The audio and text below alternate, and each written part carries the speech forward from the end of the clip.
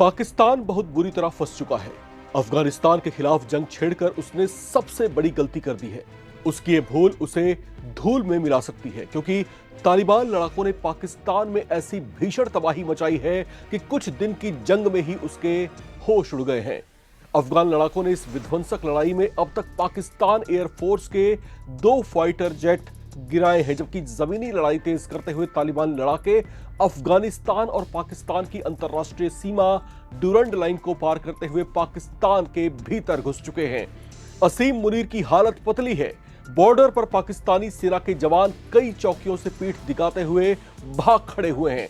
पिछले कई घंटों से लगातार जारी झड़पों के बाद तालिबान लड़ाके पाकिस्तानी सेना की 8 चौकियों पर कब्जा जमाने में कामयाब रहे हैं। अफगानिस्तान की मीडिया रिपोर्ट्स में अफगान रक्षा मंत्रालय के उप प्रवक्ता सिद्दीकुल्लाह नुसरत ने बताया कि तालिबान ने डुरंड बॉर्डर पर कंधार के करीब पाकिस्तान की 5 चौकियों पर, खोस्त के करीब 2 चौकियों पर, जबकि जाबुल से लगती 1 चौकी पर कब्जा कर लिया है।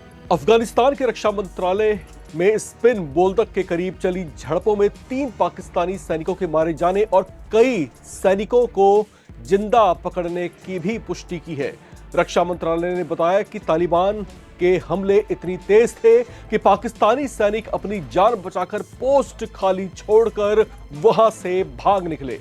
इन भीषण झड़पों की शुरुआत की वजह भी पाकिस्तान ही है, जिसने करीब हफ्ते भर पहले अफगानिस्तान के कई प्रांतों पर अचानक एयर स्ट्राइक कर दी थी और उसे ये कहते हुए जायज ठहराया था कि हमले वाली जगहों पर उन समूहों को निशाना बनाया गया है जो पाकिस्तान के भीतर अशांति के लिए जिम्मेदार थे।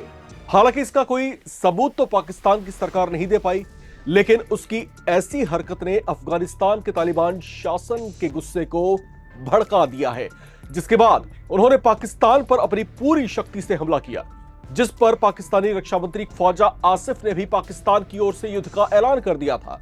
इसके साथ ही पाकिस्तान ने अफगान तालिबान शासन पर यह आरोप लगाया कि वो ऐसे लड़ाकों को शरण दे रहे हैं जो इस्लामाबाद सरकार को गिराना चाहते हैं। अब ऐसे बेतुके आरोपों और सरकार बचाने की कोशिशों में शहबाज शरीफ सरकार ने देश को युद्ध में झोंक दिया। पहले ही अपने 2 फाइटर जेट तालिबान के हाथों गंवा चुका पाकिस्तान अब ज्यादा बड़ा रिस्क लेता हुआ नहीं दिखाई दे रहा, लिहाजा उसकी ओर से अब ड्रोन हमले तेज किए गए हैं। तालिबान के रक्षा मंत्रालय ने कहा कि पत्तिका प्रांत में सीमा के पास एक पाकिस्तानी बख्तरबंद टैंक को नष्ट कर दिया गया है, जिसने अफगान इलाके में अंधाधुंध गोलीबारी की थी। रक्षा मंत्रालय के प्रवक्ता इनायतुल्लाह खोवारजमी ने दावा किया कि संघर्ष शुरू होने के बाद से लेकर अब तक 100 से ज्यादा पाकिस्तानी सैनिक मार गिराए गए हैं और 25 से ज्यादा पाकिस्तानी चौकियों पर कब्जा कर लिया गया है। यह बहुत बड़ी अपडेट है। इन हालात को लेकर अफगानिस्तान के प्रवक्ता जबीउल्लाह मुजाहिद ने नाराजगी भी जाहिर की है। उन्होंने कहा कि अफगानिस्तान और पाकिस्तान के बीच ऐसा तनाव बढ़ा हुआ है, उसमें संयुक्त राष्ट्र सुरक्षा परिषद की बैठक से भी कोई उम्मीद नहीं करनी चाहिए। उन्होंने कहा कि संयुक्त राष्ट्र सुरक्षा परिषद बहुत पहले ही अपनी साख गंवा चुकी है और उसकी बैठकें सिर्फ औपचारिकता रह गई हैं। उनके ऐसे बयान से साफ है कि अफगानिस्तान को यूएनएससी के शांति प्रयासों पर कोई यकीन ही नहीं है। यह बात पाकिस्तान की टेंशन को और ज्यादा बढ़ा सकता है।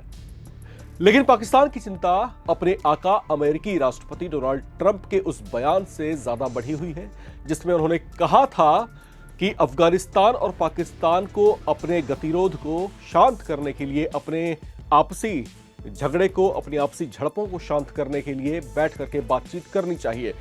उन्हें अमेरिका से कोई उम्मीद नहीं करनी चाहिए कि अमेरिका उनकी इस जंग को खत्म करवाने के लिए आएगा। बहरहाल इसको लेकर के यही कहा जा रहा है कि क्योंकि ईरान के साथ इस समय अमेरिका का तनाव बढ़ा हुआ है, लिहाजा डोनाल्ड ट्रंप फिलहाल वहीं पर फोकस करना चाहते हैं।